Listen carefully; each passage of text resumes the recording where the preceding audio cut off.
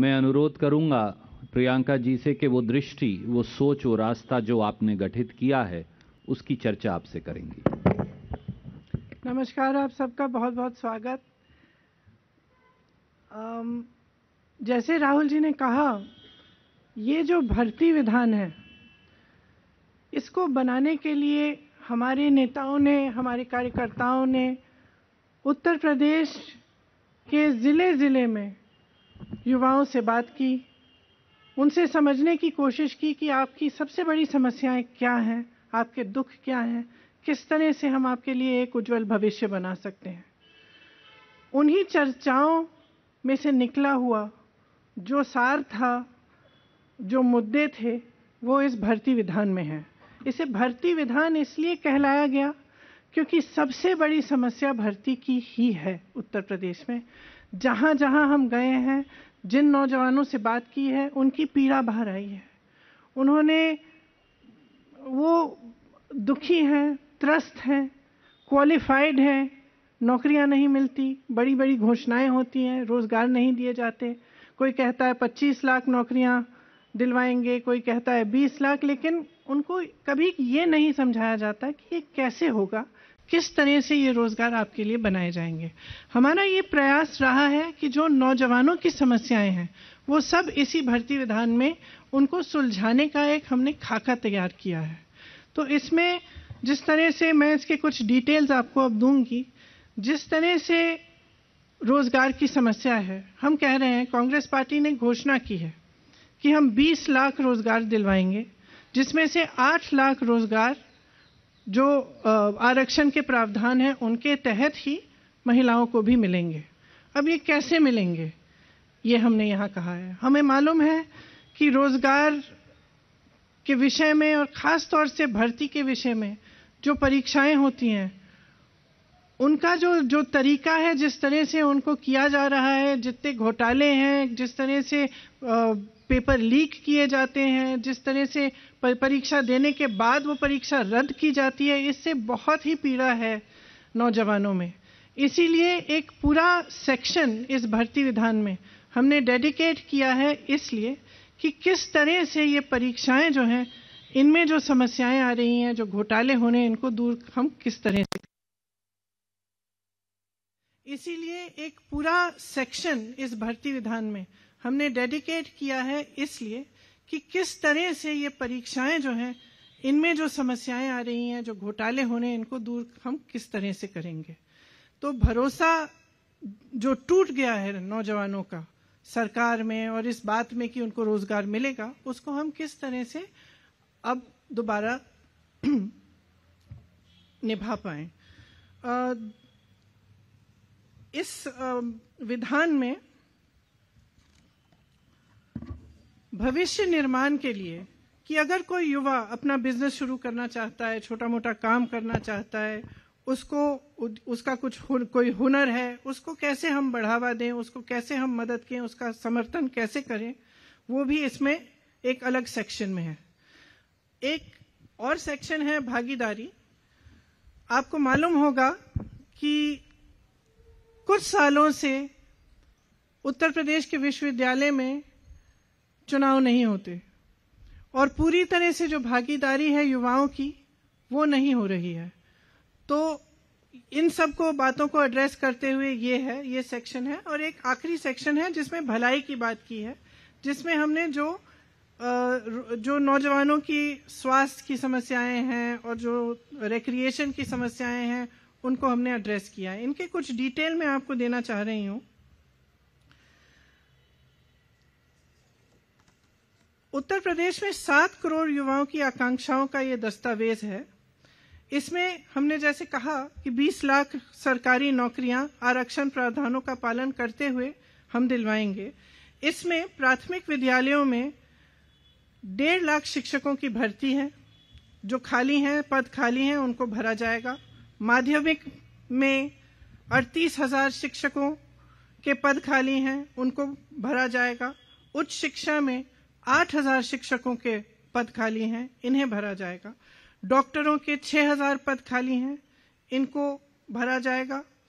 Police विभाग में 1 लाख पद रिक्त हैं, इन्हें भी भरा जाएगा।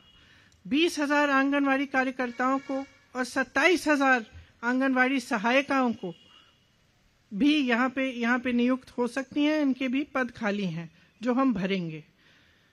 संस्कृत विद्यालयों में 2,000 शिक्षकों की भर्ती कराई जाएगी। रुकी हुई जो भर्तियां हैं, 32,000 फिजिकल एजुकेशन की जो शिक्षक हैं उनकी भर्ती, 4,000 उर्दू के शिक्षक, 12,460 शिक्षक भर्ती जो पूरी नहीं की गई हैं, इन्हें पूरा किया जाएगा।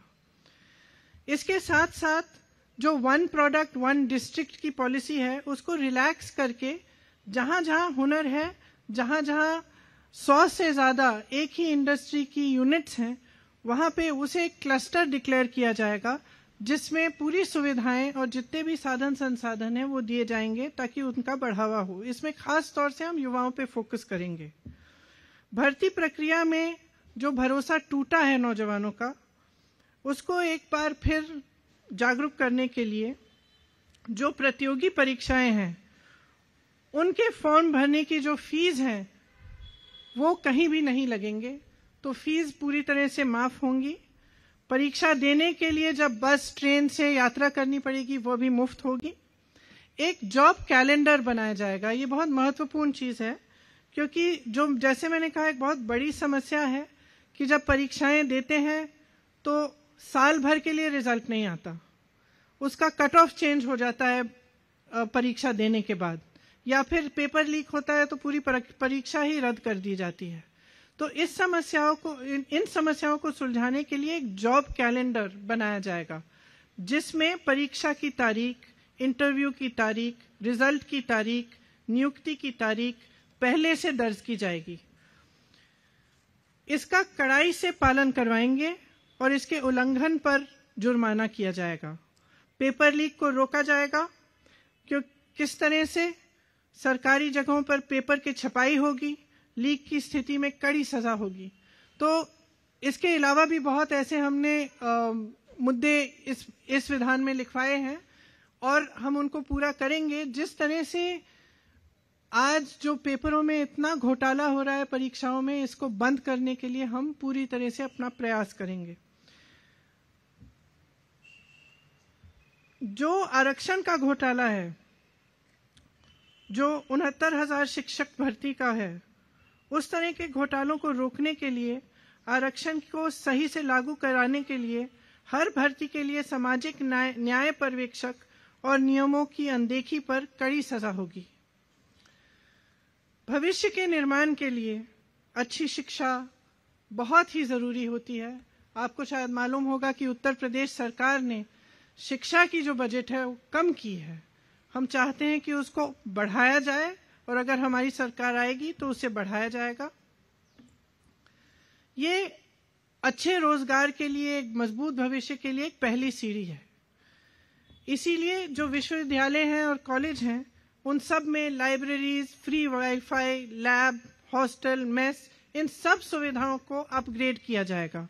विश्वविद्यालयों और कॉलेज में रोजगार से सीधी जुड़ी प्लेसमेंट सेल होगी जो एडवांस में होगी। इसी तरह से जब हमने भागीदारी की बात की तो लोकतंत्र की बहाली और एक इंक्लूसिव प्रक्रिया कराने के लिए सभी कॉलेज और विश्वविद्यालय में छात्रावास चुनाव की बहाली होगी। दलित, ओबीसी, आदिवासी और ईडब्ल्यूएस के लिए प्री और पोस्ट मैट्रिक स्कॉलरशिप समय पर मिले, इसके लिए हमारा पूरा प्रयास होगा। उनका दायरा भी बढ़ाया जाएगा और राशि भी बढ़ाई जाने की हम पूरा प्रयास करेंगे। इस सुविधा के लिए एक सिंगल विंडो स्कॉलरशिप पोर्टल खोला जाएगा जिसके तहत अप्लाई करना भी आसान होगा और स्कॉलरशिप की में ट्रांसपेरेंसी भी आएगी। सफाई कर्मियों के परिवार के युवाओं को प्रशिक्षण के लिए और रोजगार के लिए नए अवसर निकाले जाएंगे। अति पिछड़े समूह और नदी पर निर्भर वर्गों, खासतौर से निषादों, मल्लाहों, इन वर्गों के लिए मत्स्य पालन, नौका व्यवसाय, वाटर स्पोर्ट्स के संबंधित व्यवसायों के लिए विश्व स्तरीय संस्थान बनाई जाएगी। ये क्यों? क्योंकि जब हम उनसे मिले तो उन्होंने हमको बताया कि जैसे क्रूज शिप्स आ रही हैं, बहुत आधुनिक टाइप्स की जो नदियों पे जो व्यापार हो रहे हैं, उनमें उनकी भागीदारी एकदम खत्म हो गई है, वो कर नहीं पा रहे हैं। तो हमने सोचा कि एक ऐसी संस्थान जिनमें उनको पूरी प्रशिक्षण मिले, उनको इसकी ट्रेनिंग मिले कि किस तरह से वो खुद इन व्यापारों में शामिल हो पाए, इसलिए हमने ये सोचा है। अति पिछड़े समूह को व्यवसाय शुरू करने के लिए 1% की ब्याज पर 5 लाख तक का ऋण मिलेगा। इसके साथ साथ ये कुछ अहम मुद्दे हैं, पूरा डिटेल तो आपको विधान में ही मिलेगा। इसके साथ साथ जो नौजवानों की मानसिक भलाई है और शारीरिक खुशहाली है, उसके लिए हम कुछ करना चाहते हैं। उत्तर प्रदेश में शायद आपको मालूम नहीं होगा, लेकिन नशीले पदार्थों का इस्तेमाल युवकों में बहुत ज़्यादा बढ़ गया है। उसके समाधान के लिए, उनकी मदद के लिए हम एक ऐसा संस्थान बनाना चाहते हैं जो इसका सेंटर लखनऊ में होगा, जो पूरी तरह से काउंसलिंग, ड्रग एडिक्शन के लिए ये सारी काउंसलिंग का काम करेंगे। और उनके 4 हब होंगे अलग अलग जगहों में, जहां से काउंसलिंग के कैंप्स और ड्रग एडिक्शन के लिए उनसे नौजवानों को काउंसलिंग के लिए वहां पे कैंप्स लगाए जाएंगे।